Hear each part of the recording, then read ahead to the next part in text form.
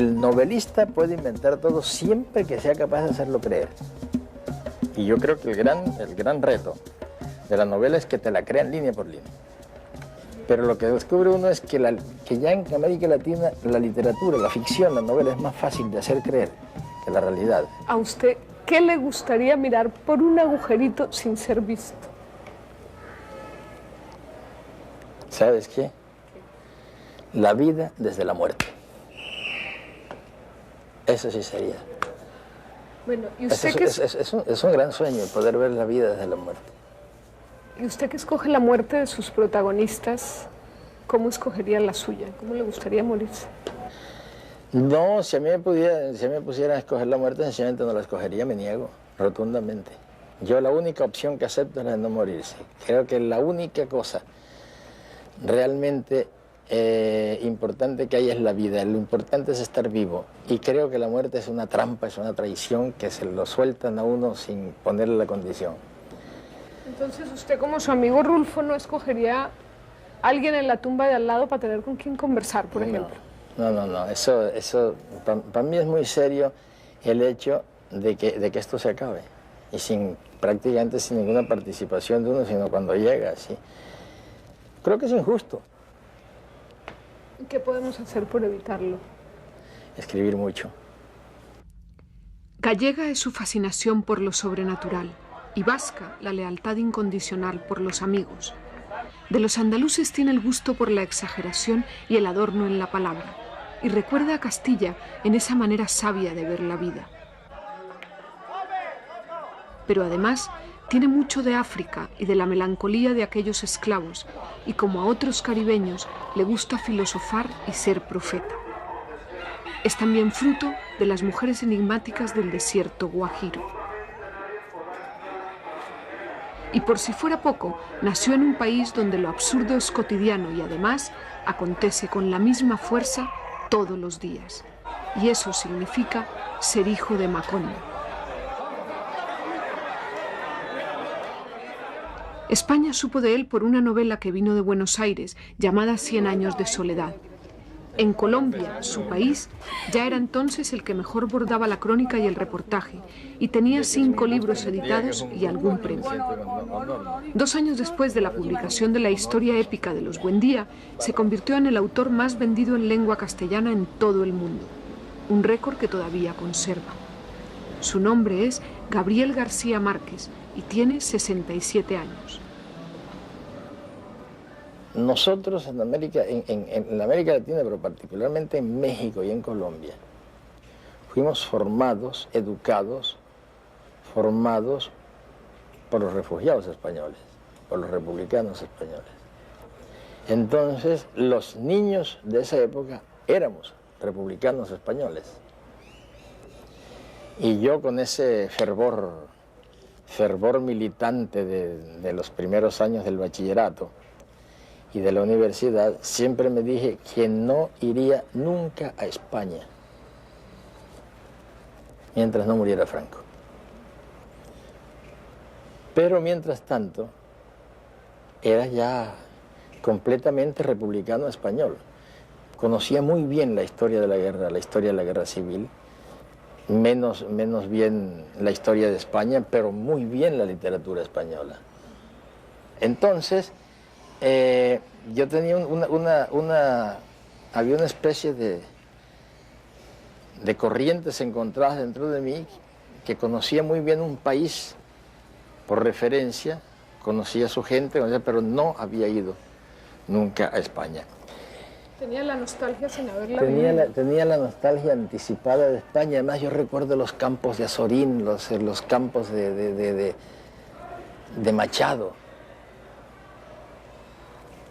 Todas esas referencias literarias que después encuentra uno que son reales. Esos escritores hicieron una fotografía de la España de su tiempo que es maravillosa. Yo llegaba después como si hubiera estado siempre ahí. Esos ríos con los chopos en sus orillas. Hasta que llegó un momento en que me di cuenta, estuve 3 años en Europa, en Italia, en Francia y en Inglaterra. y no fui a España. Volé por encima de España las 2 veces. Hice una escala de ida en Madrid y podía haberme quedado y no me quedé porque me había hecho esa promesa que nadie me pidió además, sino que era alguna cosa que me había nacido a mí del espíritu. Y de pronto caí en la cuenta, después de haber escrito 100 años de soledad, caí en la cuenta de que Franco no se iba a morir nunca y yo no iba a conocer nunca España. Entonces sencillamente, sin más vueltas, me fui. Ahora, ¿por qué escogió Barcelona y no otra ciudad para vivir? ¿por qué me fui a Barcelona? Porque la persona que más influyó sobre mí era el catalán Ramón Viñes, que vivió muchos años en Barranquilla y que es el sabio catalán de 100 años de soledad. Entonces yo había oído hablar tanto de Barcelona, de los cafés de Barcelona, de las librerías, de los teatros de Barcelona, que me fui a ver cómo era eso y yo llegué a Barcelona como si hubiera vivido ahí mucho tiempo y como si la conociera. Y luego encontré que esas afinidades que tenía yo con mis maestros españoles, con los amigos españoles, con el carnicero español, el pescadero español, el herrero español, el zapatero español, entre los cuales nos criamos, seguían existiendo allá. Y todavía ahora me preguntan qué viene a hacer España y digo, como siempre, a pelear con mis amigos españoles, porque armamos unas broncas tremendas y unas comilonas tremendas y vivo en permanente erupción volcánica. De esa época también era su amigo Vargas Llosa. ¿Esa amistad está rota para siempre? No contesta. Bien. ¿Y usted qué piensa de la polémica que tienen ahora en Cataluña sobre la educación bilingüe, sobre el hecho de que los niños se tengan que educar necesariamente en catalán? ¿Usted tiene una idea formada sobre eso? Yo lo que no tengo es mucha información. No tengo mucha información, pero yo creo que la gente más sensata en Cataluña se da cuenta que eso es una naturalidad histórica lo que hay ahí, que es decir, no tiene mucho sentido hacer la lucha contra el castellano. Yo creo que la verdadera guerra contra el castellano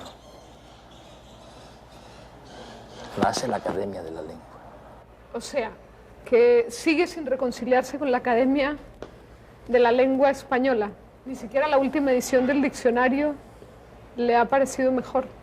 No, porque no es una cuestión de diccionarios, no es una cuestión de cantidad de palabras o de incorporación de términos, sino de criterio. El criterio de que ellos son los depositarios de la pureza del lenguaje, entonces ellos tienen preso el idioma. Es como una policía del idioma, que lo tienen preso y no lo dejan que fluya y que vaya por la calle y se pervierta, que es lo que es estupendo de los idiomas vivos. En ese sentido, María Moliner fue mucho más lejos que ellos, porque María Moliner hizo un diccionario de uso y ahí están las palabras que se usan y cómo se usan. No es el que te digan que es un anglicismo, que esto no se debe usar así, etcétera, etcétera. Y eso que las academias, las correspondientes de los distintos países de América Latina han influido mucho sobre la española para que... ¿La han obligado a cambiar? Bueno, no, le han hecho tomar conciencia de que el castellano también son los americanismos. ¿Usted se sentiría más cómodo escribiendo en otra lengua No. de las que conoce?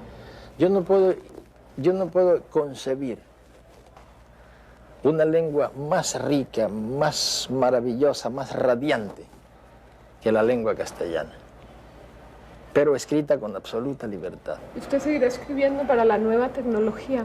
¿No le tiene miedo? Bueno, yo escribo en computadora. No sé. Yo escribo en computadora desde todo el amor en los tiempos del cólera en computadora. A mí no se me haría raro que fuera la primera novela en español que se escribió en computadora. Y yo no sé si es por la edad o si es por la computadora misma, pero lo que yo sé es que desde que empecé a trabajar en computadora, Mi promedio de libros, que era de unos 7 años, de unos 7 años cada libro, está casi en 3 años cada libro. Yo creo que la computadora tiene mucho que ver con eso. Ya veo que usted no le tiene mucho miedo a la tecnología. ¿Hay algún avance de la ciencia reciente que le asuste? La genética, como se está manejando. Ya estamos en condiciones de hacer el centauro. No se ha hecho por razones éticas, pero ya se puede hacer el centauro. Y tengo el temor de que se vaya a entrar en una era de disparate. Yo creo, lo demás no. Lo demás, todo está al servicio de la humanidad. Y la genética, el estudio de la genética es importantísimo, pero la locura, los abusos que se puede incurrir con la genética, eso es terrible. Por cierto, cuando usted fue al Príncipe de Asturias y cuando se bajó del avión, dijo con mucho entusiasmo, por fin llego a Oviedo. ¿Por qué por fin? ¿Qué era lo que esperaba encontrar en Oviedo? Yo no hice allá una declaración que era muy sincera y que me hubiera salido del alma, porque no supe en ese momento si hubiera sido muy bien interpretada. Pero yo lo que sentí y lo que quise decir era que Oviedo me había parecido como un centro asturiano a lo bestia. Eso fue dicho lo he dicho con todo el amor, no lo quise decir porque no sé si sería buena interpretación. Es que entre todo esto que te decía yo de la relación con los españoles en América Latina, hay una cosa que nos marcó desde niños, eran los centros asturianos en las distintas ciudades. En México, en Venezuela, pero no sé, en México, en la Ciudad de México, en Cuba, en Veracruz, por todos lados. Y entonces yo tenía una idea de Asturias, patria querida, de la fabada, de la música, de la gente, inclusive de las diferencias de acento de Asturias en relación con los otros españoles, porque los había conocido en los centros asturianos. Son de una militancia. Son de una militancia asturiana en todas partes del mundo, que cuando llegaba me di cuenta que allá eran los mismos. España en este momento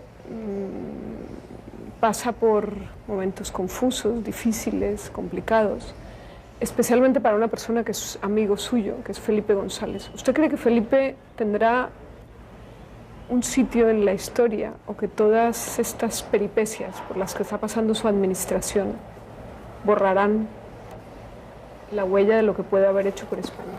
Todas esas peripecias han podido suceder por la España que hizo Felipe González. Antes era impensable. A ver, explique eso. Antes era impensable que se pudieran hacer tantas acusaciones falsas y auténticas, que pudieran hacerse tanta polémica pública, que se pudiera denigrar o ensalzar en la forma en que se hace ahora. Antes era imposible. Ese espacio de libertad de expresión, de toda clase de libertad, se debe a Felipe González y a la gente de Felipe. Pero yo creo que así es como eso se va a juzgar. Yo creo que es un momento pasajero, que Felipe prevalecerá, que Felipe triunfará frente a todos sus adversarios, pero que no hay que olvidar que esos adversarios han tenido las posibilidades de hacer todo lo que hacen, porque en España de hoy todas esas cosas son posibles y no lo han sido durante muchos años y siglos en España. Yo creo que la libertad que tiene la España de Felipe González no la ha tenido España en muchos años, en muchos siglos. Así lo veo yo. Ya se ha reconciliado con España con el tema de los inmigrantes. En el 92 hizo duras declaraciones en ese sentido.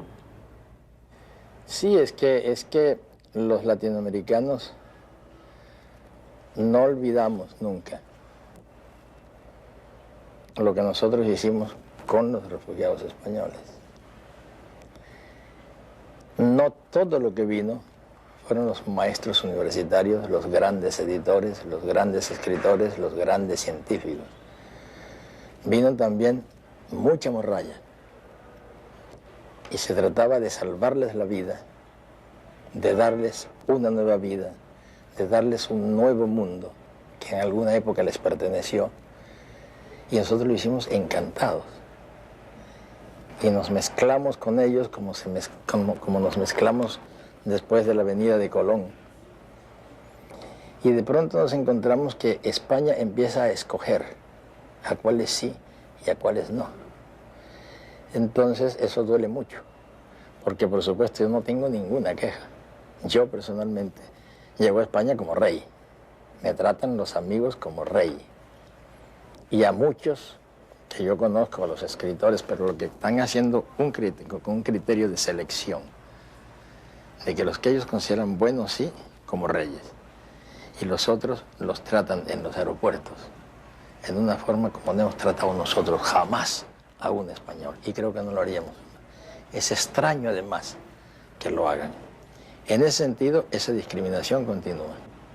¿Sigue pensando que mientras más cerca esté de Europa, España, más lejos estará de Latinoamérica? Ah, sí. Cuando todo eso empezó, yo me quejé con Felipe González. Y me dijo, no te preocupes, que yo seré el puente, España será el puente entre la América Latina y Europa. Pero yo creo que las circunstancias los han llevado a tratar de ser más europeos que latinoamericanos. Y nosotros estamos aquí esperando un día no muy lejano en que regresen como se sentaban los chinos en la puerta de su casa a esperar que pasara el cadáver del enemigo. Los españoles volverán otra vez, porque son cada día menos europeos a pesar de toda la tecnología y las estufas automáticas. En el fondo siguen siendo unos españoles iguales a nosotros.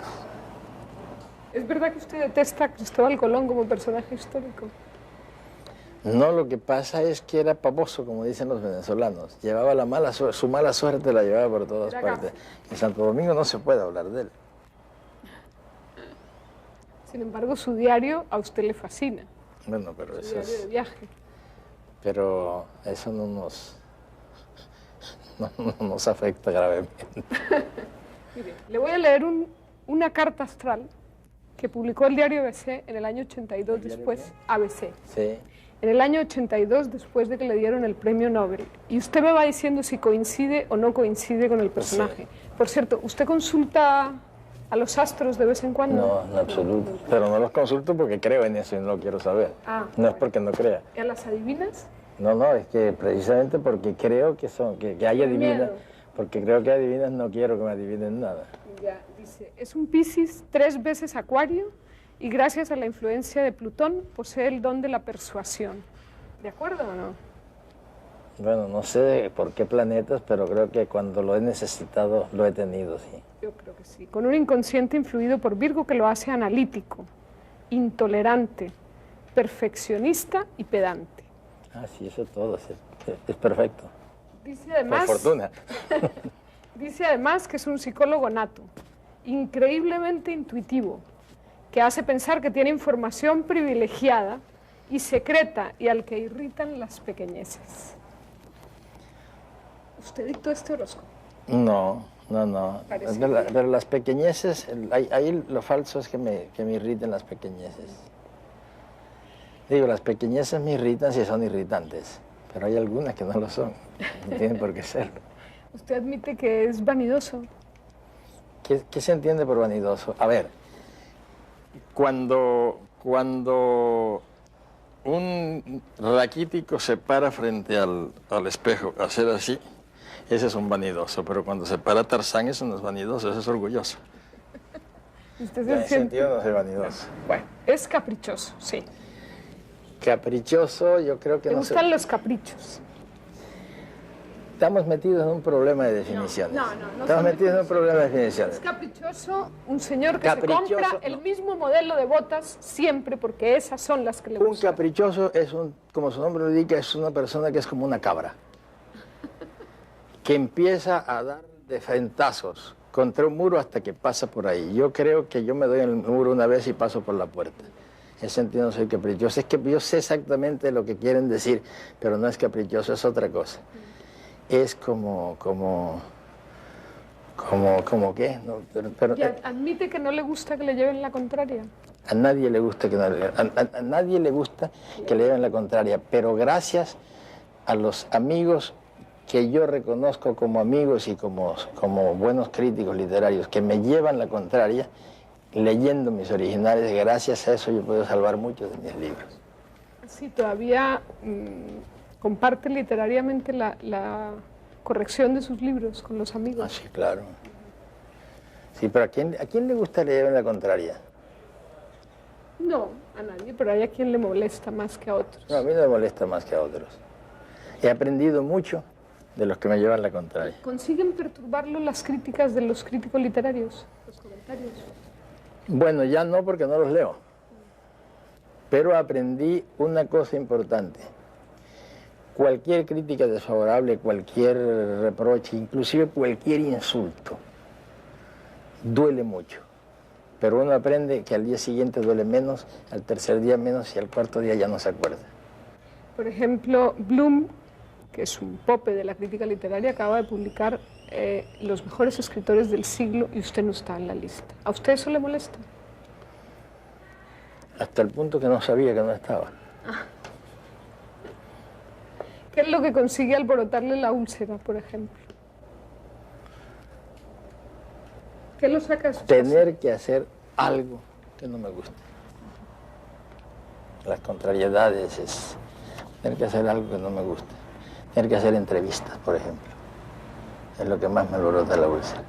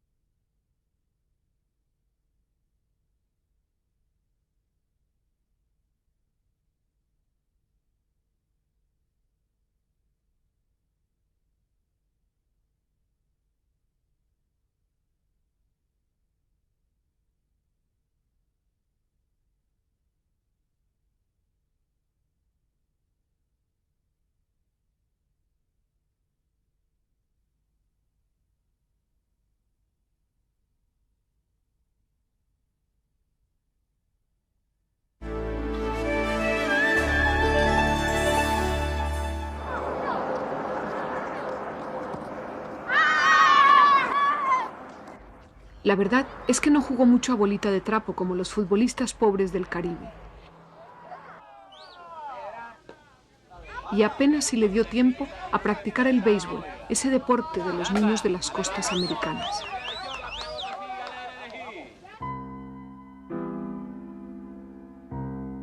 Gabriel no tuvo un juego infantil favorito que repitiera una y otra vez, porque para olvidar los cuentos de muertos que le contaban las tías, en cuanto aprendió a leer, no hizo otra cosa que devorar los libros que le prestaba el abuelo.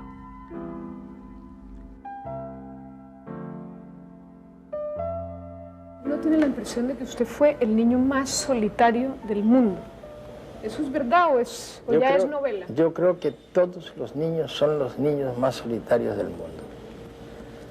Digamos que lo que pasa es que yo probablemente he logrado transmitirlo a través de mis libros.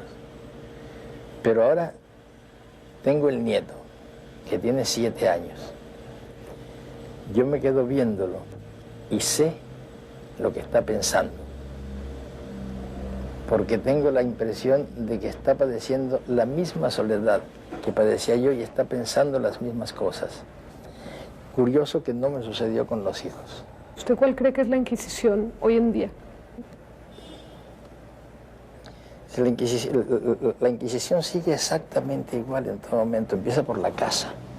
La Inquisición son los papás, la Inquisición son los maestros, la Inquisición es el poder político, el poder económico, todos los refinamientos que tú quieras, pero la Inquisición continúa, seguimos viviendo de alguna manera en unos medios represivos que corresponden a la Inquisición de hoy. A ver, la Inquisición son los papás. ¿Usted alguna vez se ha sentido inquisidor de sus propios hijos? Siempre tuve la preocupación de no ser inquisidor con mis propios hijos. Y nunca he podido saber si lo fui o si no lo fui.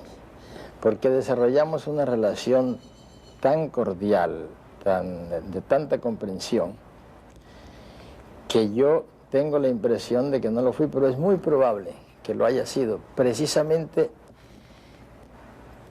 por la negativa. En el deseo de no interferir probablemente estaba modificándolos, influyéndolos y probablemente afectándolos. Eso nunca se sabrá. ¿Usted padeció en su infancia alguno de esos elementos inquisitoriales? ¿Usted tuvo también su propia inquisición de niño? Sí, claro, y a eso debo, por fortuna, el haber sido escritor. ¿Por qué? Cuénteme. A mí me manejaron a base de miedo. Era una casa grande, en Aracatac, una casa muy grande, muy llena de mujeres. Yo recuerdo en esa casa muchas mujeres y un solo hombre, que era el abuelo. Pero para que yo me portara bien, sobre todo de noche, metían unos medios terribles: no te muevas porque en ese cuarto sale un muerto, no te muevas porque ahí murió fulano de tal, no te muevas porque ahí sale el diablo. Los santos, que tenían santos de bulto de tamaño casi natural, como el de las iglesias, con las veladoras esas que los hacen fantasmales en las noches, me amenazaban con los castigos de los santos si me portaba mal. Yo pasaba noches tremendas. ¿Y el abuelo lo salvaba de la hoguera siempre? El abuelo, yo tenía la impresión de que me salvaba de la hoguera, pero ahora me doy cuenta que el abuelo era el más inquisitoriado de todos, porque él no se daba cuenta hasta qué punto él mismo era un instrumento de todas las mujeres que vivían en esa casa. ¿Qué era lo que tenía tan fuerte ese abuelo para usted? Que me hacía caso.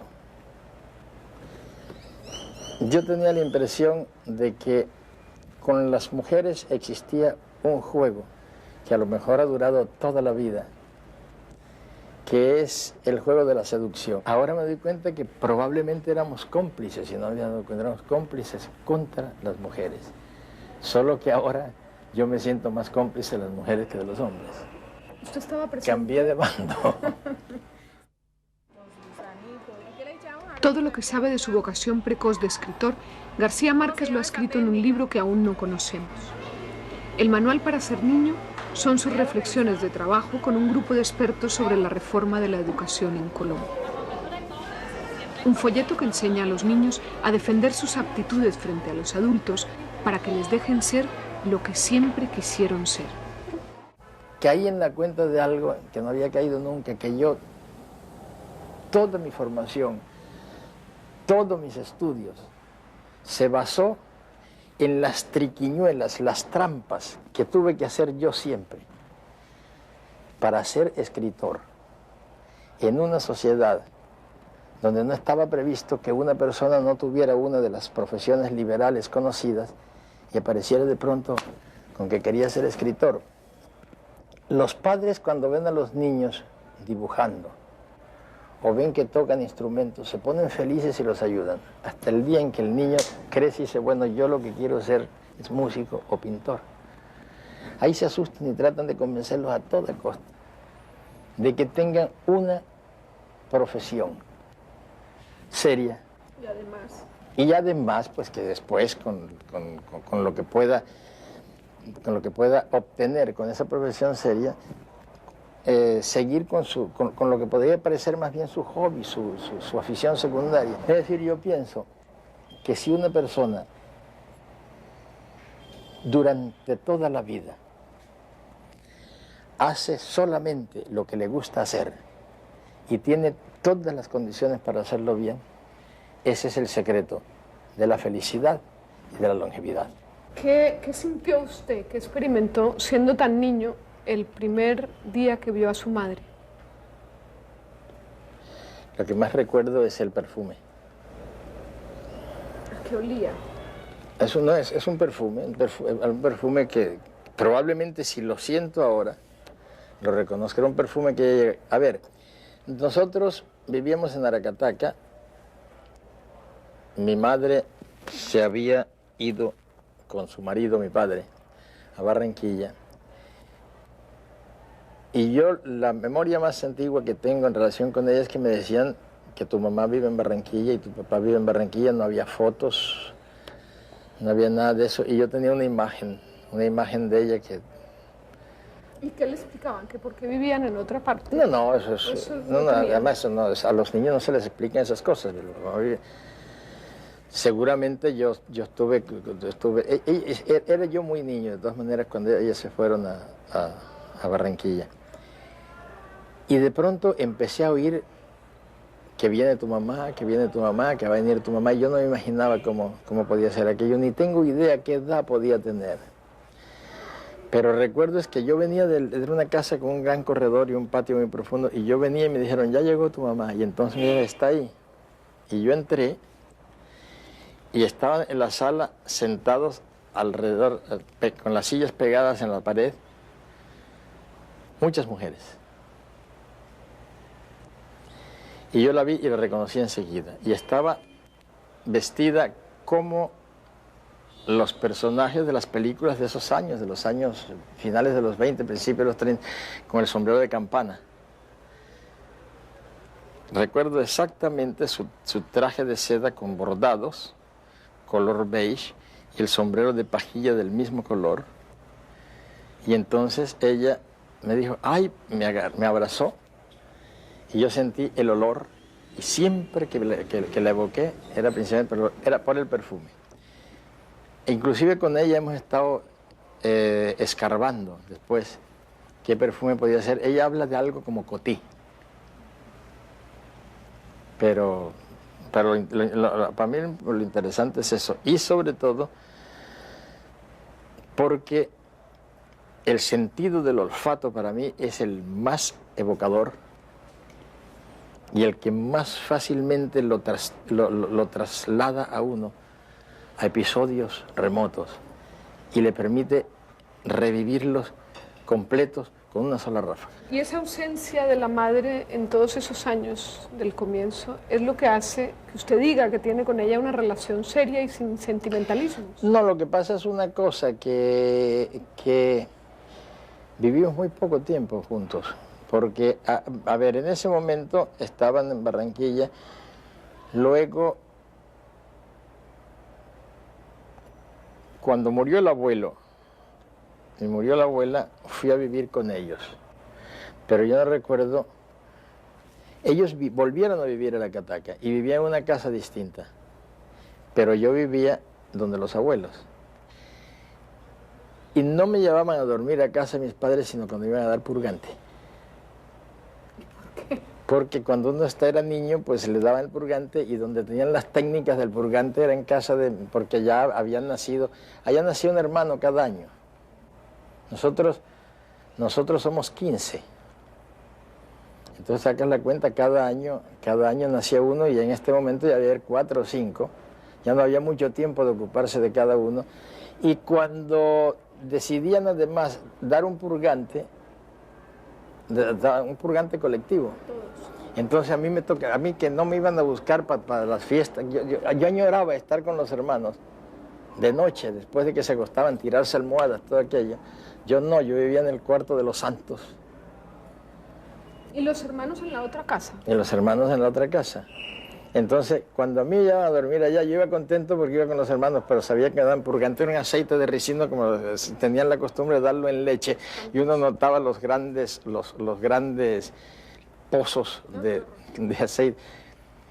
Bueno, ¿cómo sería que nos daban como premio una moneda de 50 centavos. Y yo durante muchos años me acordaba de esas monedas y me daba la náusea del purgante. Entonces, como ves, ahí era muy pocas las oportunidades que tenía que hablar con mi mamá, que siempre estaba criando y estaba encinta. La relación se volvió, no como un extraño, pero sí era una relación que no tenía recuerdos.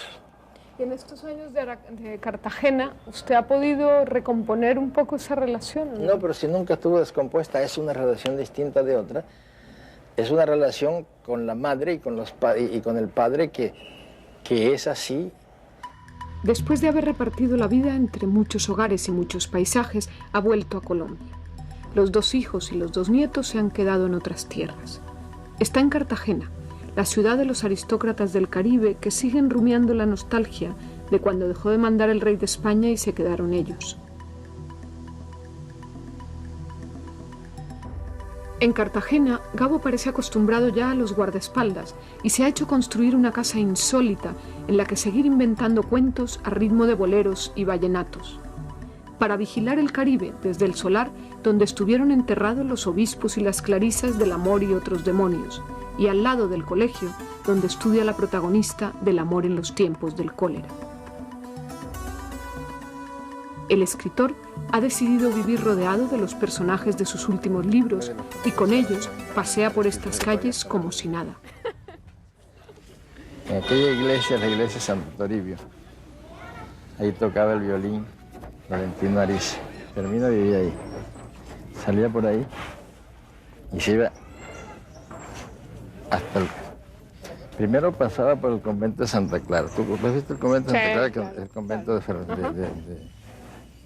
Sierva María. De Sierva María de Todos los Santos. Y a la izquierda llegaba al colegio La Presentación, que era donde estudiaba. Florentino la seguía desde acá.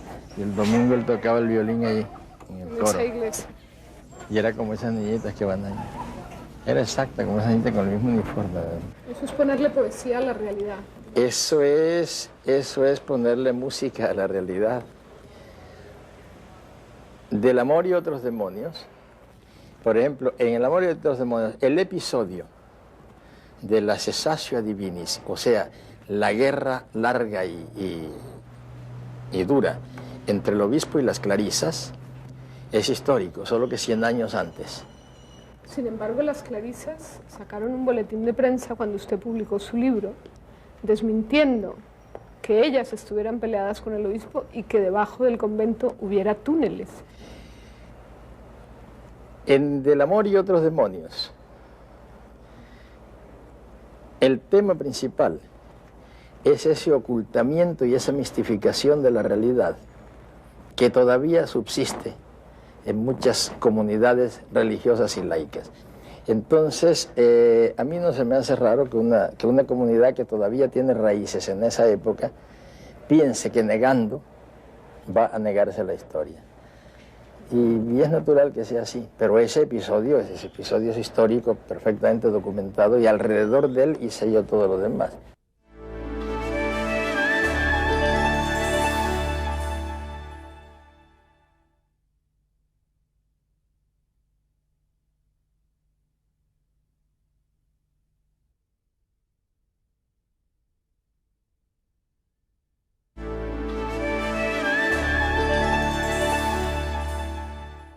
Y por fin en sus memorias, Mercedes, su esposa, tendrá un lugar protagónico que hasta ahora no hemos visto en sus libros. Yo no sé si llegaré hasta ahí porque no es un libro cronológico. Y en ese caso tendría que escribir el capítulo de Mercedes o el capítulo de las relaciones, de nuestras relaciones privadas. Y ella, tanto ella como yo, son muy púdicos en eso. Es una cosa así que no se debe tocar. Entonces no estoy muy seguro de que ella lo aceptaría. Y además, Mercedes ha quedado regada en todos mis libros, pedazos por todos lados, personajes completos que se ven, 100 años se la tapan inclusive con su propio nombre. Pero esas memorias no es que estén crudas, pero las tengo abandonadas porque decidí escribirlas entre 2 libros. y ahora resulta que no estoy dejando espacio entre dos libros porque salgo de uno enseguida para el otro. Y dígame solo una cosa de Mercedes, aparte de lo hermosa que era, porque era una mujer muy bella. ¿O es? ¿Qué fue? Es evidentemente, sí. ¿Qué fue lo que le fascinó de ella desde el principio? Porque usted, que no sepa... Que no me hacía caso. Que me hacía tan poco caso como el que me hace ahora y como el que me ha hecho siempre. Pero lo esperó muchos años, sin embargo. No, pero es que no me hacía caso y todavía no me hace caso. Eso le gusta mucho a los hombres, que no le hagan caso. Desde que él le propuso matrimonio a los 13 años, Mercedes está a su lado marcando el norte y apoyando sus proyectos por absurdos que parezcan. Mientras ella brilla con luz propia, él utiliza la fama para mediar en todo tipo de causas. Algunas fracasadas, como el intento de parar la guerra entre el cártel de Medellín y el Estado colombiano. García Márquez acaba de terminar un gran reportaje sobre esos años duros de la violencia de la droga en Colombia. ¿Usted reconoce signos evidentes de que el narcotráfico ha pasado por aquí? Quiero decir, ha dejado huellas ya imborrables en esta sociedad. Sí, hay ya unas desgarraduras, unos desgarramientos culturales muy importantes, entre ellos el del dinero fácil. El dinero fácil, que yo creo que es de las cosas más graves que está, la concepción del dinero fácil, que para qué trabajar tanto si haciendo la mulita, por una vez ya tienes para el resto de la vida. Eso es gravísimo porque ya eso ha contaminado todo el país. La corrupción es inmensa, es enorme y la tentación de la corrupción está por todas partes. Esas son las consecuencias graves porque ya son culturales, ya están metidas en el espíritu de Colombia. Son muy graves, pero es como si estuviéramos viviendo una peste. Yo creo que se va a resolver de la manera más sencilla. Un día pasará de moda, pero mientras tanto los daños que habrá hecho y las muertes que habrá dejado son enormes, pero un día pasará de moda. ¿Usted cree en la legalización internacional de la droga como solución? Los periodistas norteamericanos saben todo lo que saben del narcotráfico en Colombia, que es mucho. Lo saben porque los periodistas colombianos lo han investigado, lo han destapado y muchos de ellos han sacrificado su vida por esas publicaciones. En cambio, nosotros no sabemos nada de cómo es el narcotráfico dentro de los Estados Unidos, porque los periodistas norteamericanos hacen como si ese narcotráfico no existiera. Y si en los Estados Unidos se abastece 30 millones de drogadictos diariamente, sin ningún incidente, sin ningún problema, como si fuera a repartir la leche, el pan, el periódico. Si se pueden abastecer sin incidentes, eso quiere decir que hay unas mafias mucho más poderosas que las de Colombia y una corrupción de las autoridades mucho más importante que la de Colombia. El problema es que el narcotráfico, la droga como problema, se le salió de las manos a la humanidad. No quiere eso decir que nos vamos a descorazonar y no vamos a seguir luchando, pero no vamos a partir de la base de que se puede acabar con el problema de la droga con fumigaciones de glifosato y con certificaciones de congresos, cuando es un problema que el mundo entero está sufriendo y no puede resolver. Es como las pestes medievales, que se acabaron cuando se acabaron. De ahí a decir lo que yo vengo pensando desde hace mucho tiempo y he dicho, que lo único que resuelve esto es la legalización, la despenalización de la droga. Pero hay que tener cuidado con las simplificaciones. Eso no quiere decir que lo vamos a hacer en Colombia y no lo van a hacer en el Perú y no lo van a hacer, no. Eso solo es posible cuando sea un acuerdo global, total del mundo entero y sin excepciones, porque cuando queda una excepción, eso fracasa. Y es muy difícil que eso se logre porque los intereses que están comprometidos en el inmenso negocio de la droga son tan grandes y tan altos que muy difícilmente se va a llegar al acuerdo global.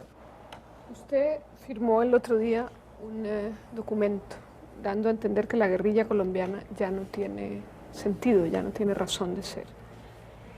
¿Usted cree que en Chiapas ese movimiento tiene razón de ser?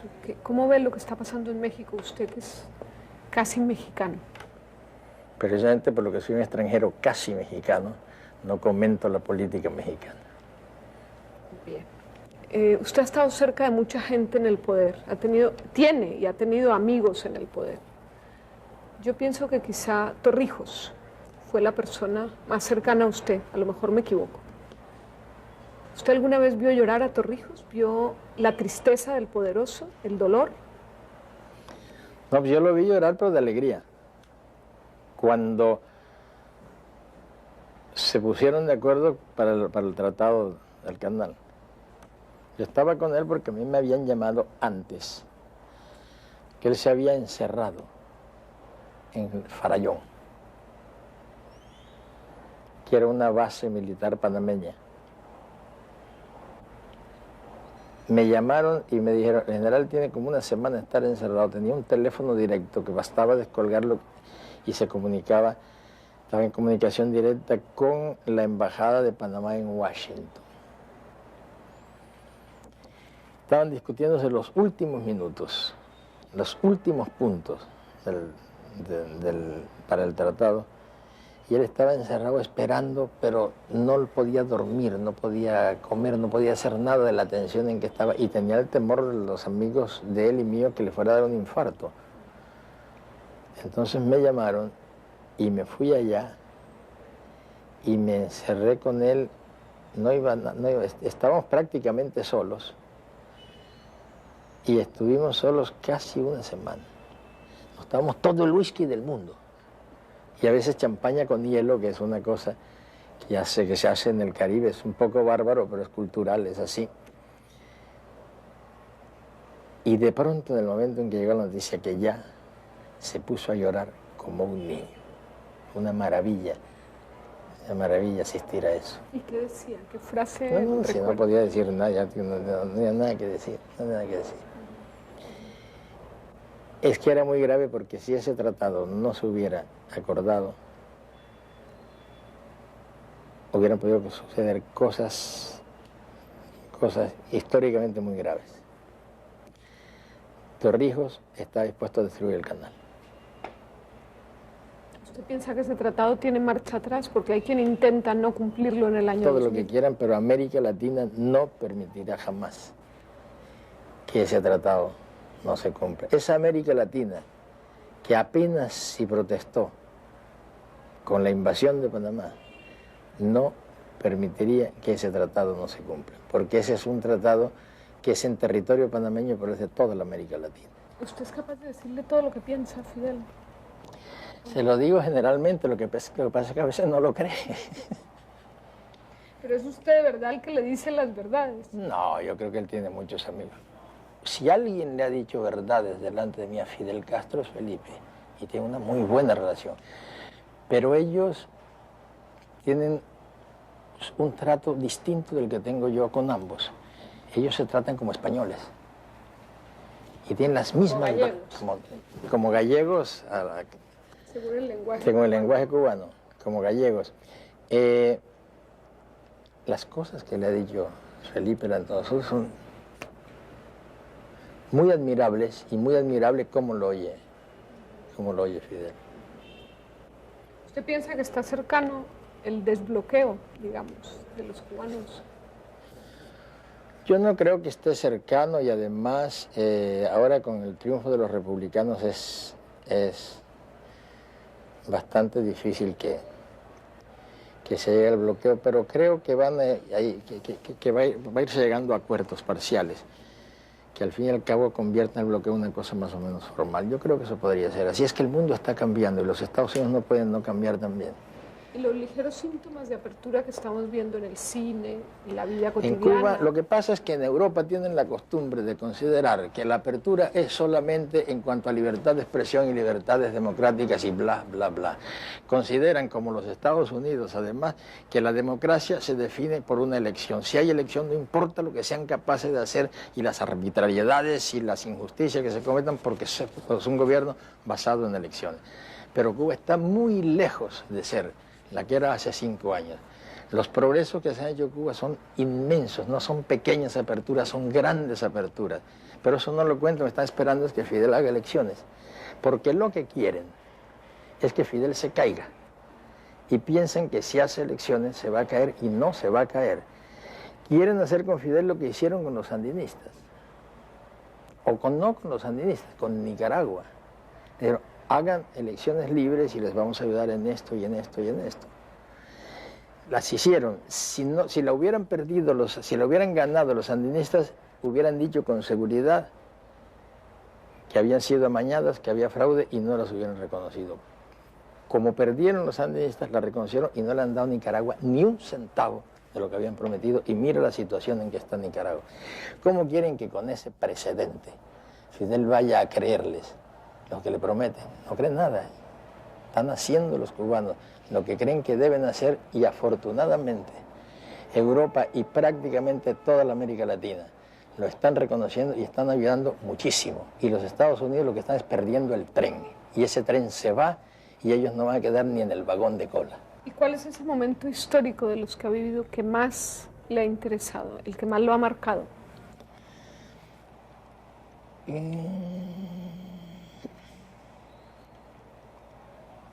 Todavía es secreto. No lo será dentro de algún tiempo, pero todavía es secreto.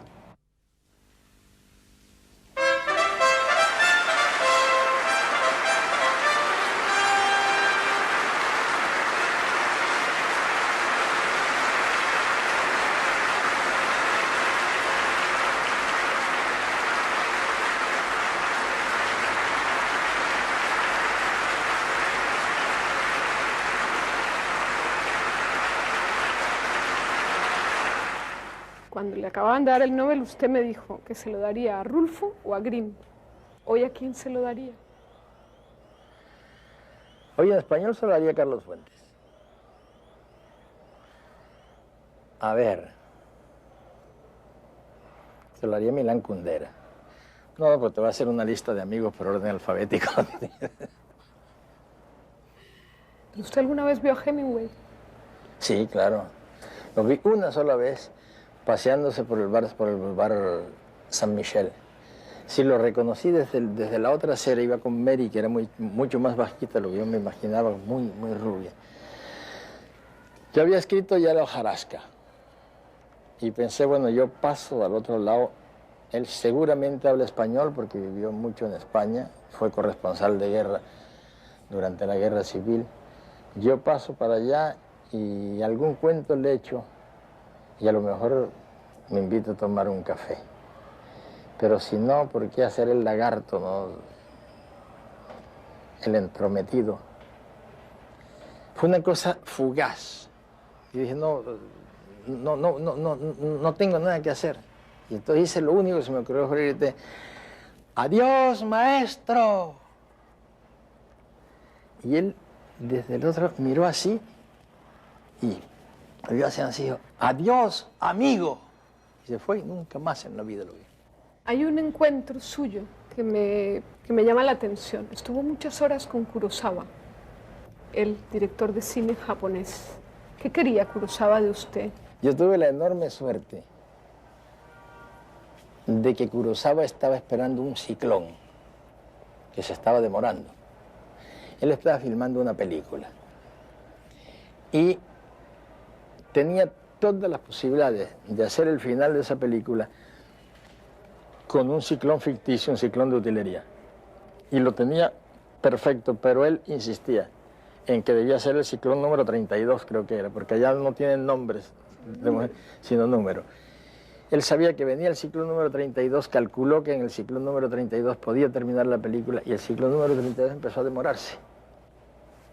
Yo había recibido mensajes de Kurosawa de que él quería hacer El otoño del patriarca.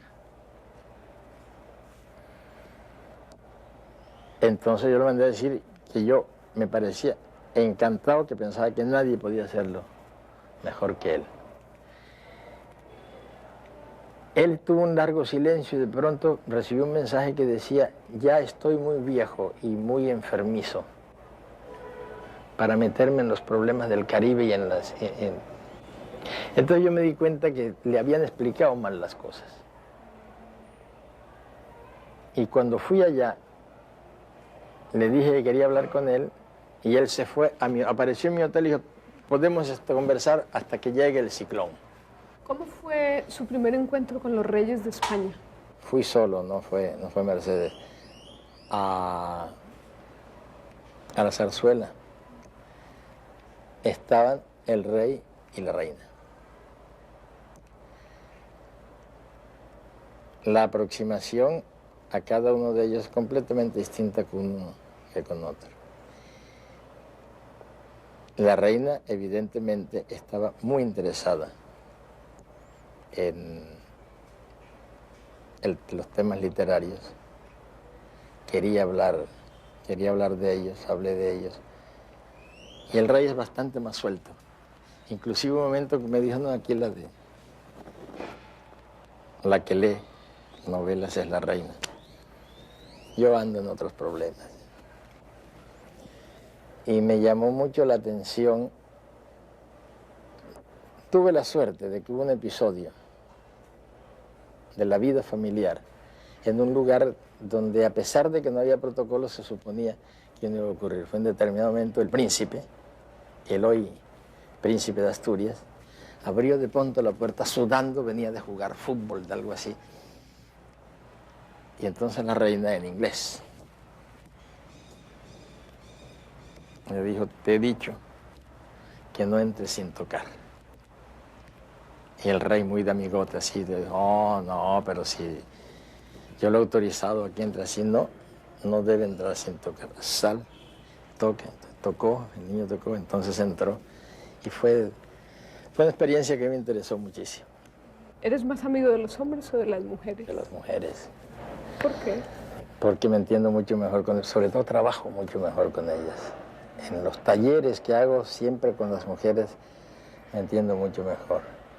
¿Y cómo te has divertido más? ¿Estando cerca del poder o atacándolo?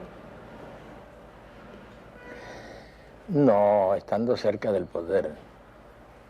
Hombre, por supuesto, la fuente de vida, de información, de inspiración del poder es infinita. Es que es una situación totalmente mágica y yo me pregunto si alguna vez ha sido real. El poder, yo creo que es lo más irreal que existe. ¿Y usted no tiene miedo a ser mal interpretado por querer estar siempre cerca del poder? No, sí, no es que quiero. Yo no, pero le fascina. No, yo no es que quiero estar siempre cerca del poder. Es el poder el que siempre quiere estar cerca de mí. No es que los presidentes me busquen, no, lo que quiero decir es que esa materia literaria, esa materia vital que es el poder, siempre me sale al encuentro y tal vez yo lo identifico mucho mejor que otras personas. Porque además tú hablas del poder porque estás pensando en presidente. El poder está en todas partes. Es decir, que en todos los niveles. Pienso en los poderosos a todos los niveles. En todos los niveles está el poder. El poder era Pablo Escobar, el poder era la guerrilla. Y era Pablo Neruda también. No, en todos los niveles está el poder. Lo que yo tengo un olfato para identificarlo. Y si tú te pones a pensar, yo no he escrito una línea que no sea sobre el poder. Y sobre todo sobre el más poderoso, importante, grande y eterno de todos los poderes, que es el amor.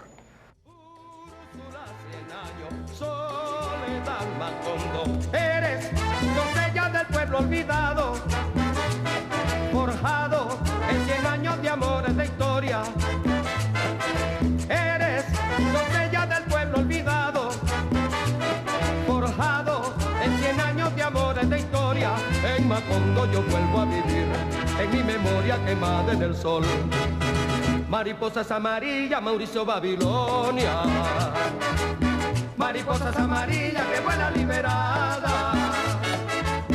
Mariposas amarillas, Mauricio Babilonia.